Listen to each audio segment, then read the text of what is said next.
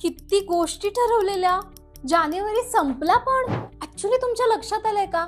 जानेवारी मध्ये ना आपण सगळीच जण आपली ध्येय ठरवतो. कुणी फॅन्सी विजन बोर्ड तयार करतं, तर कुणी माझ्यासारखं मनातल्या मनातच ठेवतं. पण कधी विचार केलाय का, जानेवारीत सुरू केलेलं ध्येय डिसेंबर येईपर्यंत कुठे गायब होऊन जातं? आणि असं दरवर्षी का होतं?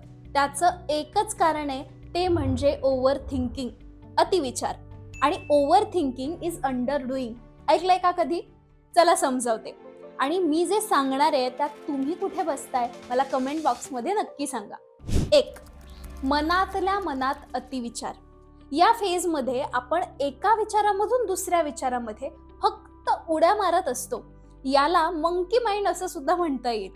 म्हणजे झाडावरची माकडं कशी एका फांदीवरून दुसऱ्या फांदीवर, अगदी तसं. पण प्रत्यक्षात काम काहीच नाही, त्या उलट फोन स्क्रोल करणं, कामात चालढकल करणं, थोडक्यात ठरवलंय ते काम करण्यापासून एस्केप म्हणजेच दूर पळत राहणं, असं आपण करत असतो. कोण कोण करताय असं सांगा बघू. नो चीटिंग हा. 2. अति प्लॅनिंग स्टेज. याचं आधी उदाहरण सांगते. समजा तुम्हाला एक्सरसाइज सुरू करायची आहे, तर कुठली करू? जिमला जाऊ का योगाला जाऊ?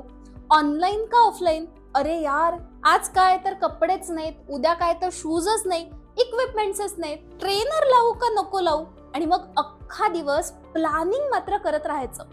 वेळ कुठला ठेवू, सकाळी का संध्याकाळी जाऊ, एक्सरसाइज वरचे व्हिडिओ पाहत राहणं. आणि हल्ली तर काय ChatGPT आलंय, AI आलंय, त्याची मदत घेऊन प्लॅनिंग मात्र करत राहणं. त्याला वेगवेगळे प्रश्न विचारणं, मी हे करू का हे करू, असं करू का तसं करू, वेगवेगळे प्लॅनर्स खरेदी करणं. बरं, एवढं सगळं करून गंमत काय सांगा? ऍक्च्युअल मध्ये व्यायामाला सुरुवातच झालेली नाहीये. थोडक्यात काहीतरी करायचंय, पण त्याबद्दल नुसतं प्लॅनिंग करत राहणं, टाइम टेबल्स आखत राहणं, हा सुद्धा एक ओव्हर थिंकिंगचा प्रकार आहे. आणि ज्यामुळे आपण हळूहळू आपल्या ध्येयापासून लांब लांब लांब जात राहतो. आणि मग आला ऑक्टोबर, नोव्हेंबर, डिसेंबर, आणि अरे रे, या वर्षी राहिलंच, पण पुढच्या वर्षी मात्र मी नक्कीच करणार. आणि ही एक सायकल सुरूच राहते. थोडक्यात काय, प्लॅनिंग करून आपण सगळं परफेक्टली रेडी ठेवतो, पण फक्त ऍक्शन करायची राहून जाते. आणि हे फक्त याच ध्येयाबाबतीत नाही, कुठल्याही ध्येयाबाबतीत होऊ शकतं. 3. लोक काय म्हणतील. ऍक्च्युली यामध्ये ना काय काय करायचं, गरजेपुरतं प्लॅनिंग सगळं झालेलं असतं. ऍक्शन पण आपण घेऊ शकत असतो, पण एक किडा आड येतो. कसला किडा? शंकेचा किडा. मी असं केलं तर लोक काय म्हणतील, असं होतं ना बऱ्याचदा. तुमच्यामध्ये टॅलेंट आहे, कदाचित तुम्हाला स्वतःचं चॅनल सुरू करायचंय, कॉन्टेंट क्रिएशन करायचंय किंवा वेगळं काहीतरी, पण भीतीपोटी तुम्ही पाऊलच उचलत नाही आहात. का? कारण लोक हसतील, कॅमेऱ्यासमोर मी कशी दिसेन, हेट कमेंट्स आला तर, आणि नाहीच जमलं तर हसतील का सगळे, अपयशी म्हणतील का? म्हणजे इतरांबद्दलचं सततचं ओव्हर थिंकिंग. आता या तिन्ही प्रकारात तुम्ही कुठे बसताय मला नक्की सांगा. आणि या तिघांमध्ये एक कॉमन गोष्ट समजली का? तीच सुरुवातीला म्हटलेली, overthinking is underdoing. जास्त विचार करणं म्हणजेच कमी कृती करणं. आता आलं का लक्षात? पण मग चिन्मयी, विचारच नाही करायचा का? प्लॅनिंग न करता डायरेक्ट उडी टाकायची? आणि अगं, लोकांबद्दल तर विचार मनात येतातच ना. खरं सांगू का, तुमच्यापेक्षाही या सगळ्याचं ओव्हर थिंकिंग मी करायचे. आणि चुकून सजग नसले ना तर आजही होतं. पण सगळी गंमत ना ऍक्शन घेण्यात आहे. आता ती गोष्ट आठवा जी तुम्हाला मनापासून करायची आहे. आठवली का? आता ते पूर्ण करण्यासाठी काही की पॉइंट सांगते, ते लक्षात घ्या. ऍक्शन सुरूच न करता वर्षभराचं प्लॅनिंग करायचं नाही. त्याऐवजी वर्षभराचा फक्त एक अंदाज लिहायचा. प्लॅनिंग फक्त 7 ते 15 दिवसांचं करायचं.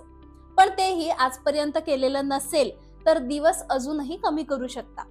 आणि जे काही कराल त्या ऍक्शनचा ट्रॅक ठेवायचा. त्याने कॉन्फिडन्स वाढायला मदत होईल. ट्रॅक ठेवण्यासाठी असं एखादं प्लॅनर वापरू शकता. प्लॅनर टॅग करते.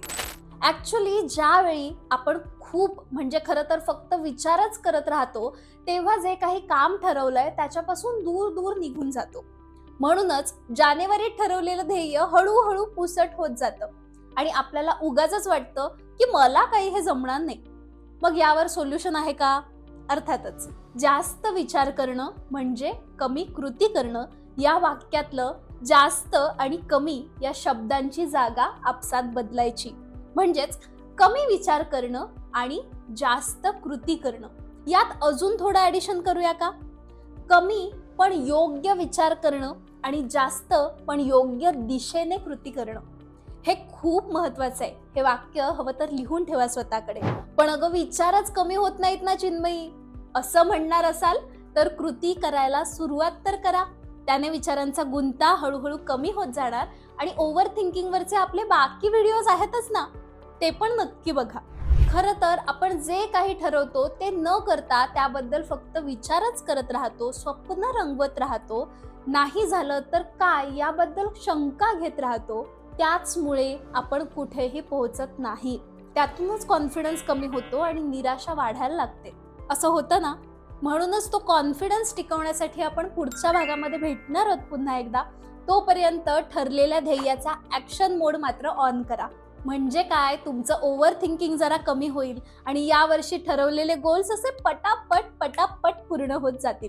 बाय द वे, चॅनलवर नवीन असाल तर लगेच सबस्क्राईब करा, कारण मलाही माझ्या गोल्सवर गिव्ह अप नाही करायचं आहे यावर्षी. त्यासाठी मला तुमची साथ लागणार आहे. व्हिडिओ आवडला असेल तर लाईक आणि एक कमेंट नक्की करून जा. भेटूच पुढच्या व्हिडिओमध्ये. तोपर्यंत डोंट गिव्ह अप. आपल्याला जिंकायचंय. काळजी घ्या. धन्यवाद.